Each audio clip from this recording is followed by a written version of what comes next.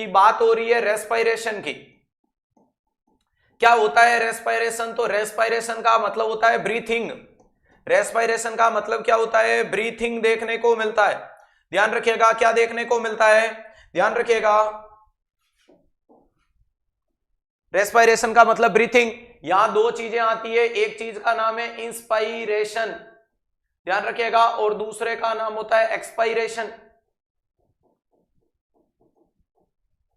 Inspiration का मतलब सांस को अंदर लेना, एक्सपायरेशन का मतलब सांस को बाहर छोड़ना। ध्यान रखिएगा, वेरी इंपॉर्टेंट चीज क्या देखने को मिलता है? आपको क्या बोला? एक जगह सांस को अंदर लेना और दूसरी जगह सांस को बाहर छोड़ना। ये वाली चीज क्या कहलाती है? रेस्पिरेशन, या जिसे अपन ब्रीथिंग बोलेंगे। यहां अगर मैं आपको बताऊं, अब रेस्पिरेशन में एक वर्ड आता है जिसे बोला जाता है रेट। रेस्पिरेटरी रेट कितनी होती है? तो प्यारे दोस्त जवाब आएगा 12 से लेकर के 20 ब्रीथ पर मिनट। अरे 12 से ब्रीथ पर मिनट देखने को मिलती है, जिसमें आप बोल सकते हो 2 सेकंड का इंस्पायरेशन और 3 सेकंड का एक्सपायरेशन। एक ब्रीथिंग में 5 सेकंड का समय लगता है।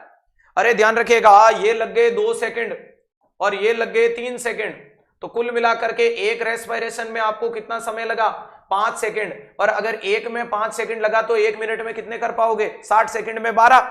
तो कुल मिलाकर के एवरेज इसका रेंज रहती है 12 से 20। और एक ही जवाब कभी किताब वाला पूछ ले तो बोल देना 16 सेकंड। लेकिन ये एबनॉर्मल कब कहलाता है? जब किसी भी इंसान में या तो ये 10 से कम हो जाए, less than 10 breath per minute, not beat. Breath का मतलब सांस। अगर आप 10 से कम में जा रहे हो तो इसे बोला जाता है प्यारे दोस्तों ब्रेडीपनिया। क्या बोला जाता है? ब्रेडीपनिया के नाम से बोला जाता है। क्या बोला जाता है? ब्रेडीपनिया बोला जाता है। और अगर कभी इसकी रेट आपके 24 ब्रीथ पर मिनट से बढ़ जाए, इससे ज्यादा बढ़ जाए, 24 ब्रीथ पर मिनट से बढ़ जाए, उस कंडीशन को बोला जाता है ट्रैकीपनिया। क्या बोला जाता है? ट्रैकीपनिया। वेरी इंपॉर्टेंट चीज है, ये ईपनिया वर्ड आता है रेस्पिरेशन से रिलेटेड। तो ट्रैकीपनिया और ब्रेडीपनिया क्लियर हुआ। ट्रैकीकार्डिया, ब्रेडीकार्डिया हार्ट रेट से रिलेटेड है। ईपनिया वर्ड सांस से रिलेटेड आता है। ईपनिया, एपनिया, यूपनिया याद होगा। जी हाँ, तो ये क्लियर हुआ। इसके बाद जब अपन एक सांस लेते हैं तो कितने ml अंदर हवा खींचते हैं और कितनी छोड़ते हैं? That is called tidal volume. Inspiration expiration volume of the air is called tidal volume, 500 ml। Normal tidal volume कितना होता है प्यारे दोस्तों? अगर मैं आपसे पूछूं पहली बार टाइडल वॉल्यूम होता क्या है, ये आपको पता चल गया। टाइडल वॉल्यूम कितना होता है? 500 ml। और टाइडल वॉल्यूम है क्या? तो आपको पता चल गया, amount of air should be going into the lungs and excrete, वापस expiration from the lungs. Clear है? तो वेरी इंपॉर्टेंट चीज क्या लिख दिया? हाँ, ट्रैकीपनिया, सॉरी टेकीपनिया लिख दो, आर हटा दो। टेकीपनिया और ब्रेडीपनिया। क्लियर है? ध्यान रखिएगा, टेकीपनिया और ब्रेडीपनिया लिख दिया। यहां तक किसी को कोई तकलीफ? ये 500 ml। अगर प्यारे दोस्तों मैं 500 ml से कम खींचूं, 500 ml से मैं कम खींचूं, इसे आप क्या बोलोगे? शैलो ब्रीथिंग बोलोगे। अरे आप क्या बोलोगे? शैलो ब्रीथिंग के नाम से जाना जाता है। क्या सही बात है? और अगर मैं 500 ml से ज्यादा खींचूं, गहरी सांस लूं बाबा रामदेव को देख के, तो आप मुझे क्या बोलोगे? सिद्धार्थ सर डीप ब्रीथिंग ले रहे हैं, यानी गहरी गहरी सांसें ले रहे हैं। ध्यान रखिएगा, गति नहीं बढ़ा रहा हूं, सांस तेज ली है। समझ पा रहे हो? गति बढ़ना एक अलग चीज है, गति बढ़ना एक अलग चीज देखने को मिलती है। 500 ml से कम खींचूं तो क्या कहलाएगा? Shallow breathing. क्लियर है? और यहां अगर गहरी सांस, आपने बाबा रामदेव के अलग अलग चीजें देखी होगी, कभी कभी तो वो यूं यूं यूं यूं यूं कूद कूद के ये सांस को उछाल उछाल के लेता है, इसका मतलब वो रैपिड रैपिड ले रहा है, यानी शैलो ब्रीथिंग ले रहा है। और कभी कभी वो कहता है गहरी सांस खींचो, मेरा जैसा खींच के बैठ जाता है, वापस छोड़ता ही नहीं है, तो खींच के छोड़नी हुई होती है। 500 ml से ज्यादा खींच रहे हैं तो क्या कहलाइए?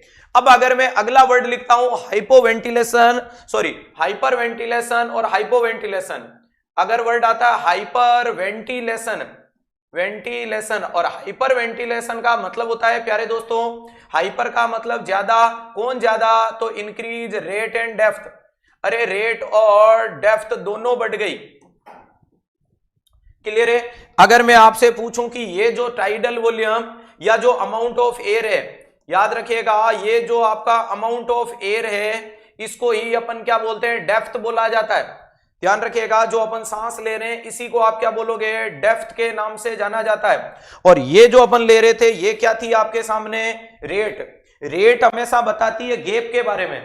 अगर मैं आपके सामने कोई ग्राफ बनाऊं, ये बना दिया, मान लीजिएगा मैंने कोई सांस का, चलो मैं नया ही बना दूंगा, आगे चलेगा। यहां आपको रेट और डेप्थ क्लियर हो गई दोनों। और इसके बाद मैंने लिखा हाइपर वेंटिलेशन का मतलब क्या देखने को मिलता है, increase the rate and depth of respiration. Rate भी बढ़ गई, डेप्थ भी बढ़ गई, तो हाइपर। और अगर हाइपर में कंडीशन क्या देखने को मिलेगी, तो प्यारे दोस्तों वेरी इंपॉर्टेंट चीज है, अगर मैं नॉर्मल ग्राफ बनाऊं तो ये ग्राफ, ये अगर कोई भी इंसान के सांस का ग्राफ है, इसको वेंट्रिकुलर टेकिकार्डिया मत बोल देना, तो प्यारे दोस्तों इसमें ये जो दूरी है, अरे ध्यान रखिएगा, ये जो डिस्टेंस है दैट इज कॉल्ड डेप्थ। ये मेरी सांस की गहराई है, ये मेरी क्या देखने को मिलती है, डेप्थ कहलाएगी। अरे क्या कहलाएगी, तो ये वाली चीज मेरे सांस की क्या है, डेप्थ है। और वहीं पे आप पूछोगे सिद्धार्थ सर रेट क्या है, तो इन दो के बीच का जो गैप है वो क्या कहलाता है, रेट कहलाता है। तो कभी भी इमेज बेस का सवाल आए तो चक्कर मत खा लेना, ध्यान रखिएगा, बहुत आराम से क्रिस्टली बताने की कोशिश कर रहा हूं। ध्यान रखिएगा, यहां मैंने बता दिया कि ये इनके बीच का गैप है। अगर मैं कल को बोलूं कोई व्यक्ति है जो टेकिपनिया में, तो गैप कम हो जाएगा। कोई व्यक्ति ब्रेडिपनिया में, गैप बढ़ जाएगा। कोई व्यक्ति सेलो रेस्पिरेशन कर रहा है, तो ये ग्राफ जो इतना ऊंचाई तक गया, ये जाएगा ही नहीं, ये इतना ही जाएगा। समझ पा रहे हो, अगर और ज्यादा गहरी सांस ले रहा है तो और ज्यादा ग्राफ बड़ा हो जाएगा। समझ पा रहे हो, तो कुल मिलाकर के ये ऊंचाई है, उसको डेप्थ बोला जाता है। जितना गहरा सांस लोगे उतना ग्राफ लंबा जाएगा, जितना कम लोगे उतना ग्राफ छोटा हो जाएगा। क्लियर है। और दो के बीच का गैप क्या कहला रही है, रेट कहला रही है। तो आराम से हर एक इमेज बना सकते हो। अब हाइपर वेंटिलेशन का इमेज कैसा बनेगा, तो आपको पता है कि ग्राफ की ऊंचाई बढ़ाओ और ग्राफ के बीच का गैप कम कर दो। अरे ग्राफ की ऊंचाई बढ़ाओ और ग्राफ के बीच का गैप कर दो, तो ध्यान रखिएगा रेट बढ़ेगी तो गैप कम होगा, और डेप्थ बढ़ेगी तो ग्राफ की ऊंचाई बढ़ेगी, तो ऊंचाई ज्यादा gap come, that is called hyper ventilation. Just इसका उल्टा क्या हो जाएगा, हाइपो वेंटिलेशन। अगला मैं एक नया शब्द बता रहा हूं, सांस से जुड़ा हुआ आपको शब्द आता है, आपने सुना होगा यूपनिया। अरे नाम आता है यूपनिया। यूपनिया का मतलब नॉर्मल ब्रीथिंग, या जिसे बोल सकते हो नॉर्मल रेस्पिरेशन। एक वर्ड आपने सुना होगा डिज्निया। डिज्निया बोले तो difficulty in breathing.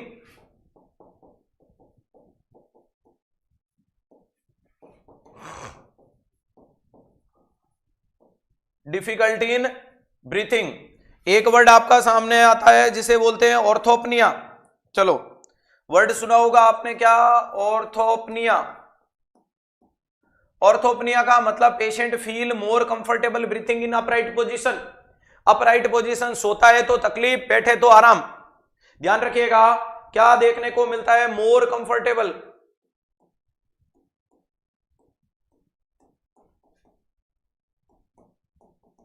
In up right position. ध्यान रखिएगा अपराइट पोजीशन में सांस लेने के लिए कौन सी पोजीशन है, ऑर्थोपनिया। चलो इसके बाद में एक नाम आता है जिसे बोला जाता है प्लेटिपनिया।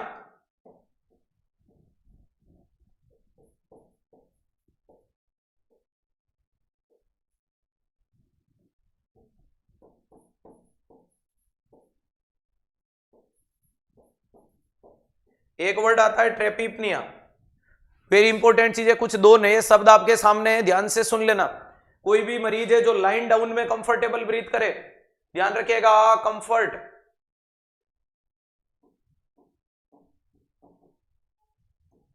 कंफर्टेबल इन फ्लैट पोजीशन या लाइन डाउन पोजीशन, और कंफर्टेबल इन साइडलाइन पोजीशन।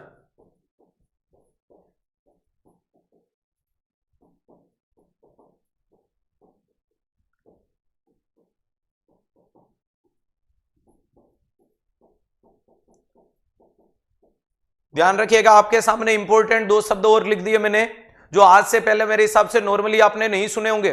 ध्यान रखिएगा, हाँ, प्लेटिपनिया का मतलब सोने पे, मरीज बैठे चले करे घूमे फिरे सांस में तकलीफ, और सोए तो आराम आ जाए। ध्यान रखिएगा, और यहां पर मरीज उठे बैठे सोए तकलीफ, लेकिन साइड लाइन पोजिशन ले तो ब्रीथिंग में आराम आए। तो ध्यान रखिएगा ये वाली कंडीशन आती है जब मरीज के एक लंग्स में डिसऑर्डर हो, तो ये वाला मरीज क्या करता है, उस लंग्स को नीचे की रख दे, साइड में रख देता है, दूसरे से ब्रीथिंग चलती रहती है। तो वेरी इंपॉर्टेंट चीज है। अरे इसे क्या बोला जाता है, तो ट्रेपिपनिया बोला जाता है, वेरी इंपॉर्टेंट चीज है। कार्डियोवास्कुलर की कुछ कंडीशन में प्लेटिपनिया देखा जाता है, और मैक्सिमम कंजेस्टिव हार्ट फेलियर जैसी कंडीशन में ऑर्थोपनिया देखा जाता है। तो ये ऑर्थोपनिया वाली कंडीशन है, ये कार्डियोवास्कुलर डिसऑर्डर की कुछ कंडीशंस आती है, और या लंग्स के अंदर डिसऑर्डर वाली कंडीशन देखने को मिलती है। That's clear. तो वेरी इंपॉर्टेंट चीज है, कुछ नया सीखा होगा तो नोट जरूर बना लेना, क्योंकि पड़े हो किसके चक्कर में, कोई नहीं है 360 के टक्कर में। जो बंदा सुबह डेली 9:30 बजे लाइव क्लास में जोड़ने की खुद में औकात रखता है, वही एग्जामिनर को चैलेंज कर देना, क्योंकि अब की बार एग्जाम पार। एग्जाम जो भी होगा कंसेप्ट लॉजिक रैशनल के दम पे उसके घुटने टिकवा दूंगा, ये मेरी गारंटी है। तो ट्रेपिपनिया, प्लेटिपनिया, ऑर्थोपनिया, डिज्निया, यूपनिया, हाइपरवेंटिलेशन हो गया, तो जस्ट इसका अपोजिट आप क्या लिख सकते हो, हाइपोवेंटिलेशन लिख सकते हो मेरे दोस्त। अरे लिख दोगे क्या, लिख दो हाइपोवेंटिलेशन अगला नाम। हाइपोवेंटिलेशन का मतलब ही क्या देखने को मिलता है, डिक्रीज रेट एंड डेप्थ